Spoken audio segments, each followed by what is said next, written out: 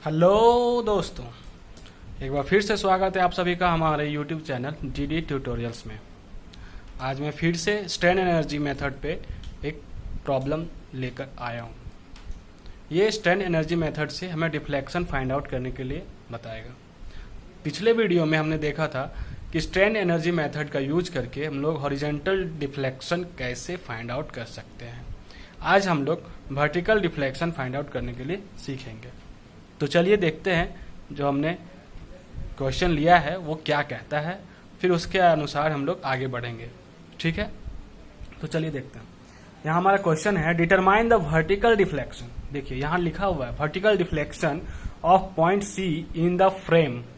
जो फ्रेम दिया हुआ है इसमें पॉइंट सी पे हमें वर्टिकल डिफ्लेक्शन फाइंड आउट करके दिखाना है। और इसमें गिवन क्या है, E equals to 200 kilo newton per mm square and I equals to 30 into 10 का power 6 mm to the power 4। ठीक है, अब बाकी ये जो फ्रेम है ये हमारा गिवन फ्रेम है। अब इस गिवन फ्रेम में क्या क्या गिवन है, यहाँ देखिए एक पॉइंट लोड है पॉइंट सी पे, एक पॉइंट लोड है पॉइंट सी पे। BC जो बीम है उसका इलास्टिक कांस्टेंट I है। BAB यहाँ से AB जो कॉलम है, ये क्योंकि ये वर्टिकल है तो इसे हम लोग column as a column consider कर सकते हैं। तो ये कॉलम है तो इसका हमारा इलास्टिक कांस्टेंट क्या है 2I। ठीक है, अब AB का जो डिस्टेंस है वो 4 मीटर है, यहाँ देखिए 4 मीटर।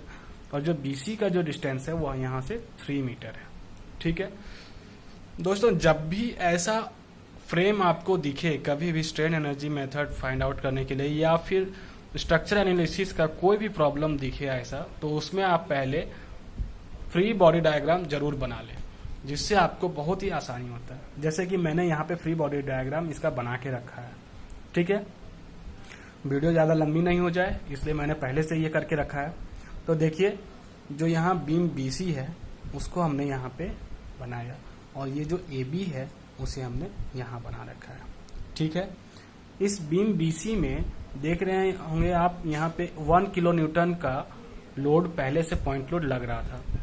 तो अगर मैंने इसे सेपरेट कर दिया, जैसे कि यहाँ सेपरेट किया है, तो यहाँ 1 किलो न्यूटन का लोड लग रहा है, लेकिन यहाँ हमारे पास इसको काउंटर बैलेंस करने के लिए कोई भी लोड नहीं था, इसलिए हमने सेम लोड यहाँ 1 किलो न्यूटन का अपोजिट डायरेक्शन में लगा दिया। जब ये लोड अपोजिट डायरेक्शन में लग गया तो यहाँ इस बीम BC में एक कपल जनरेट हो गया। क्या जनरेट हो गया? कपल। क्यों? क्योंकि हम लोग जानते हैं कपल जनरेट तब होता है जब इक्वल एंड अपोजिट डायरेक्शन में कोई लोड लग जाए बीम में, तब कपल जनरेट होता है। ठीक है, तो इस बीम में जो कपल जनरेट हुआ वो कौन सी डायरेक्शन में हुआ, यहाँ पॉइंट लोड किधर है, ऊपर की ओर, यहाँ किधर है, डाउनवर्ड। तो समहाउ ये ऐसे क्लॉकवाइज लग रहा है, हो गया जो हमारा जो कपल लग रहा है वो क्लॉकवाइज लग रहा है। तो इस कपल को काउंटर बैलेंस करने के लिए एक मोमेंट भी तो जनरेट हो रहा है यहाँ पे।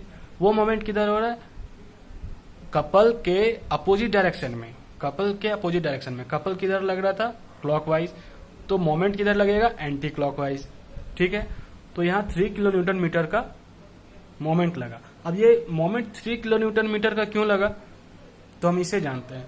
आप लोग जानते होंगे मोमेंट कैसे फाइंड आउट होता है। मोमेंट का फॉर्मूला ही होता है mass into perpendicular distance. Okay, तो यहाँ हमारा मास कितना था या वेट कितना था, 1 किलो न्यूटन का लोड था।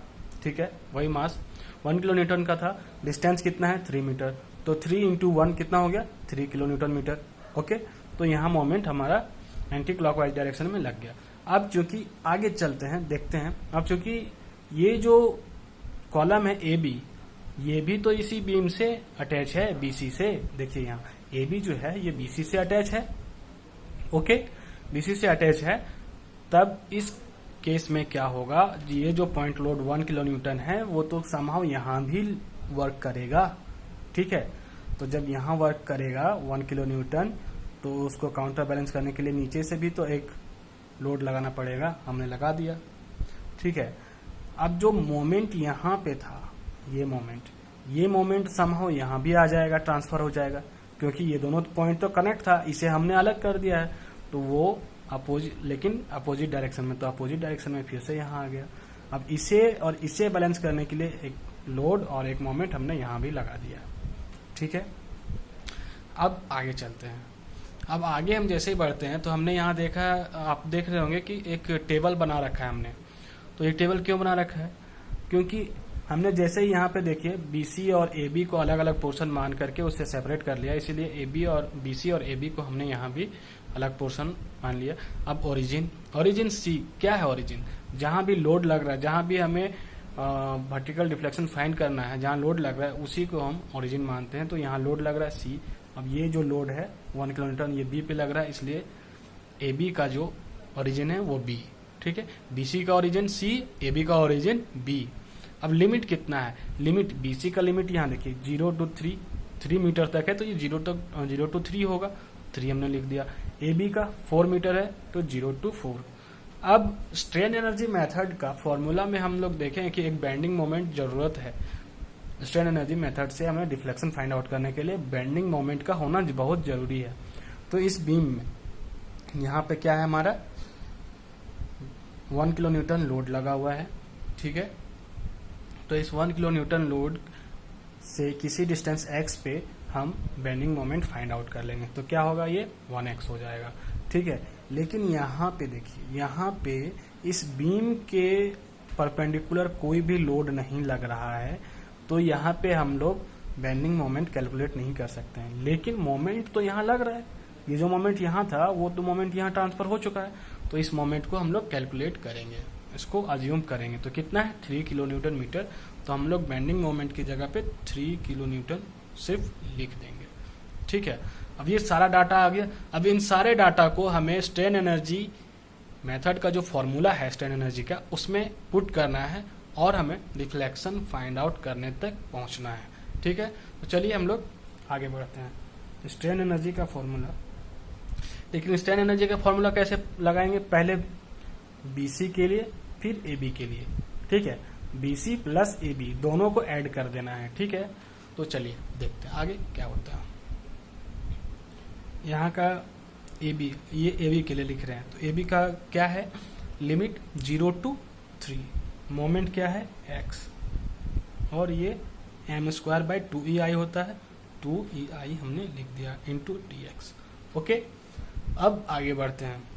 अब ये जो लिख रहा हूं मैं वो AB के लिए लिख रहा हूं, तो इसका लिमिट क्या है 0 to 4, मोमेंट क्या है 3, अब इसका भी होल स्क्वायर होगा, और 2EI, लेकिन यहाँ हमारा क्या है 2I है, तो 2EI ये हो जाएगा।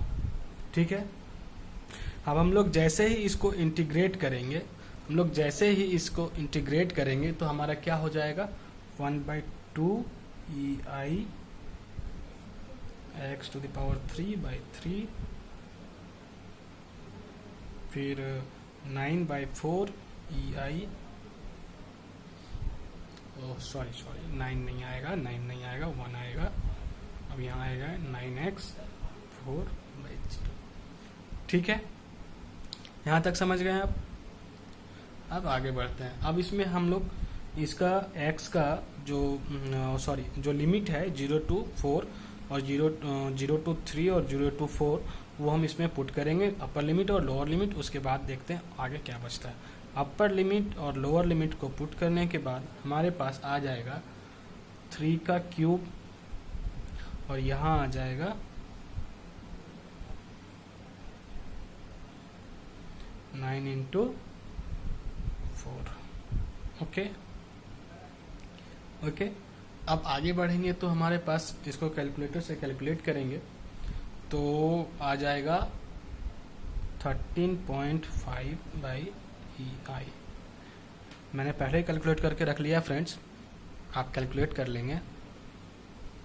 ठीक है, अब इसमें ही हम लोग आगे भी जानते हैं कि वर्क डन जरूरी होता है। तो क्योंकि जब लोड लगेगा तो वर्क डन तो होगा ही। तो वर्क डन का फॉर्मूला क्या होता है, वर्क डन का फॉर्मूला होता है half into P into delta. यहाँ पे P क्या है, लोड है, जो भी लोड हमारा आ रहा है 1 किलो न्यूटन का। ठीक है, ठीक। अब हमें क्या करना है, स्ट्रेन एनर्जी इक्वेशन को इक्वेट करना है वर्क डन से। ठीक है, तो हम लोग जब इसे इक्वेट करेंगे तो ये आ जाएगा 1/2 into P into delta equals to 13.5 EI। अब यहाँ पे देखिए P का वैल्यू तो 1 है, इसलिए ये आ जाएगा क्या, डेल्टा बाई 2। P का वैल्यू 1, क्यों, लोड तो यहाँ 1 किलो न्यूटन का लग रहा है, इसलिए P का वैल्यू हम यहाँ क्या लेंगे, 1। तो जब इसे आगे फॉरवर्ड कैलकुलेट करेंगे तो ये आ जाएगा, ठीक है, 13.5 बाई, अब यहाँ EI है, E का वैल्यू भी हम लिखेंगे और I का भी वैल्यू लिख देंगे। तो लिख के देखते हैं क्या होता है।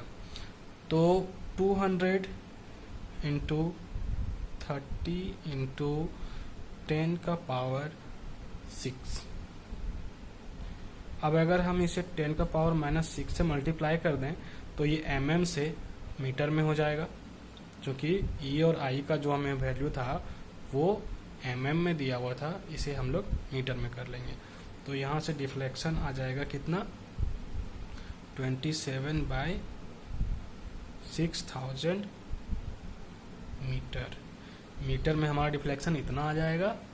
ओके, इसे फर्दर प्रोसेस करेंगे तो ये 0.045 मीटर आ जाएगा, ठीक है, देख सकते हैं आप ठीक से। अब हमारा जो डिफ्लेक्शन फाइंड आउट हुआ है वो हो गया है 0.045 मीटर में, और अगर हम mm में करें तो ये हो जाएगा 4.5 mm, ठीक है।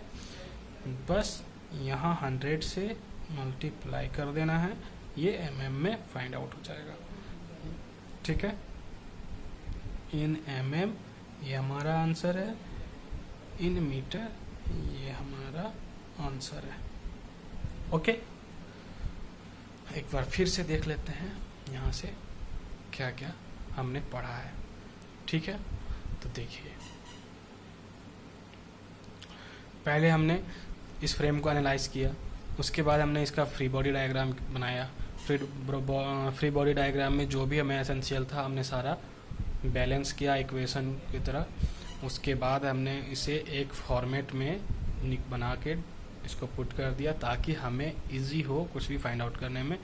उसके बाद हमने इसे स्ट्रेन एनर्जी फार्मूले में पुट करके यहाँ से पहले स्ट्रेन एनर्जी निकाला, फिर वर्क डन जो है वर्क डन का फार्मूला में हमने लोड को पुट करके फिर वर्क डन के थ्रू वर्क डन और स्ट्रेन एनर्जी को इक्वेट किया। इक्वेट करने के बाद हमने डिफ्लेक्शन फाइंड आउट किया। ये डिफ्लेक्शन हमारा मीटर में है, ये डिफ्लेक्शन हमारा mm में है, ठीक है। Thank you for watching. और आपको अगर स्ट्रक्चरल एनालिसिस से कोई भी टॉपिक पढ़ना हो तो प्लीज़ कमेंट करें, मैं उसके लिए वीडियो बनाऊंगा। और अगर कोई डाउट है तो बेशक पूछें, मैं अवेलेबल हूँ हमेशा के लिए।